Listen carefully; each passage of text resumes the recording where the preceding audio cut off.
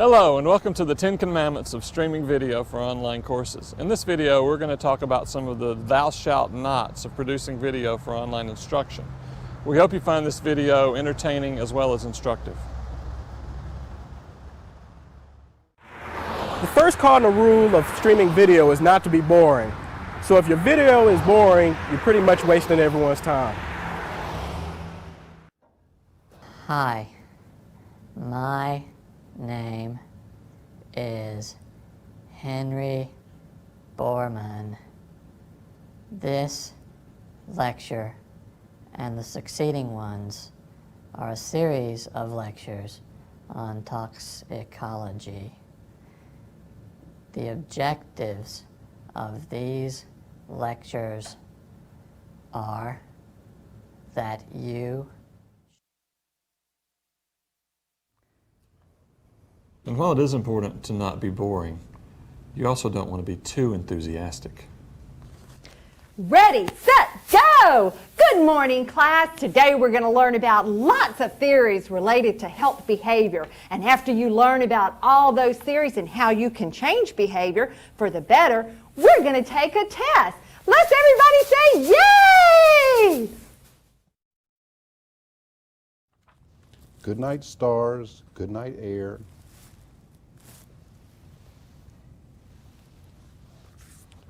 Good night, noises everywhere. This isn't kindergarten. Your students can read your slides as well as you can. If you're going to go to the trouble to make a video, tell them things that PowerPoint can't.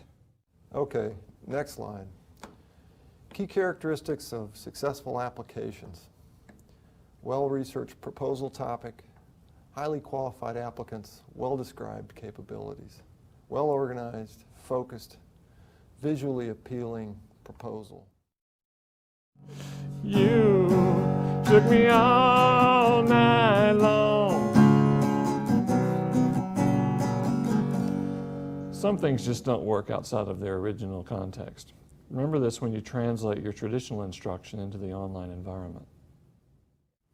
Okay, so again, the measure of association from a case control study is going to be the odds ratio. A measure of association from a cohort study is the relative risk.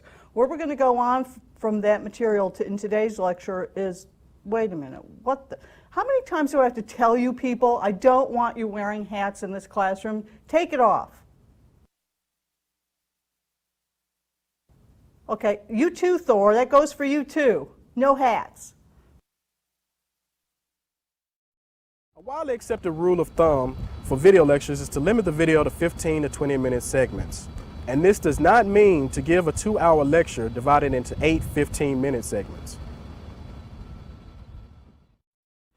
Okay, in today's lecture we're going to do a survey of a variety of common infectious diseases and some uncommon infectious diseases, and the schedule is we'll just go through some of them alphabetically. So A is for anthrax. Anthrax is a spore-forming bacteria which is antibiotic resistant and has been known since ancient times. There's cutaneous anthrax, which typically individuals who work with domestic animals like sheep and cows and animal hides tend to get that. The more common anthrax is the bioterrorism anthrax, which is the big concern there is if it's inhaled and also because it persists so long in the environment.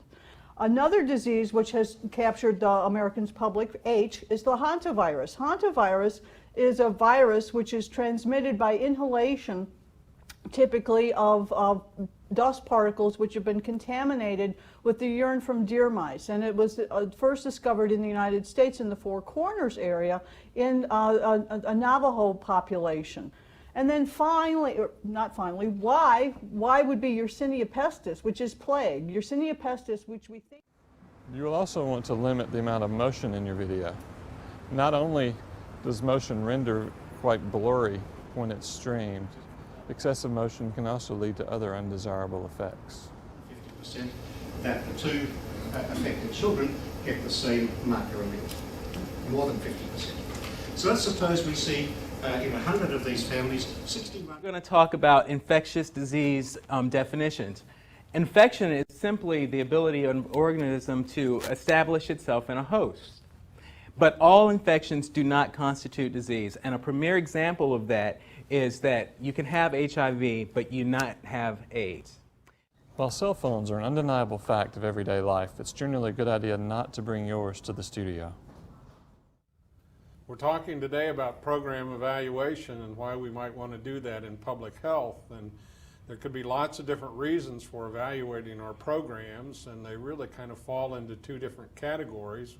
One is formative evaluation, and the other one is summative evaluation. Oh, I need to take this. I need to. And with Hey, I'm on the phone. With I'm on the phone. With formative Excuse me. evaluation, we really want to find out. Excuse me, sir. Let me take this. Commonly used forms for sedimentation, clarification, which is plain or pre-sedimentation, and then you can also have the sedimentation following chemical treatment. Excuse me.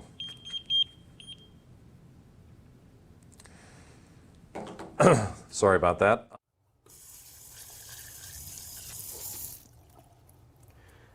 While vulgarity is prevalent in most areas of today's society, you may want to rethink this when dealing with academia. Our presentation will have an ecologic perspective. It is important to understand that to... Yeah, let me just finish this up. I'll probably end up having a burp.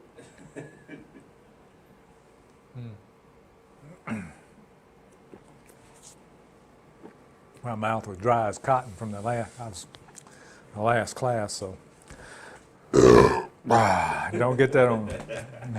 That's better. Better than a Budweiser. We've been talking about the action that happens in front of the camera.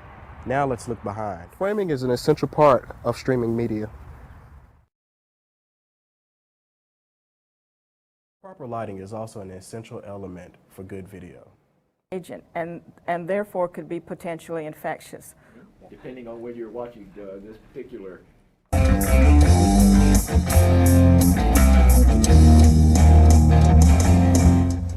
You can have all the great camera work and all the performances you want, but if you don't have great audio, you ain't got shit. Welcome, Dr. Kilburn. Thank you. Thank you. And I want to. Oh.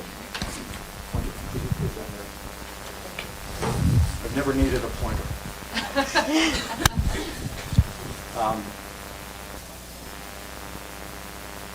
Okay, and that goes away. Good. All right. I'm delighted to be here. I am an alumnus of the residency program. That's like, what is public health? What is public health? Is that fine?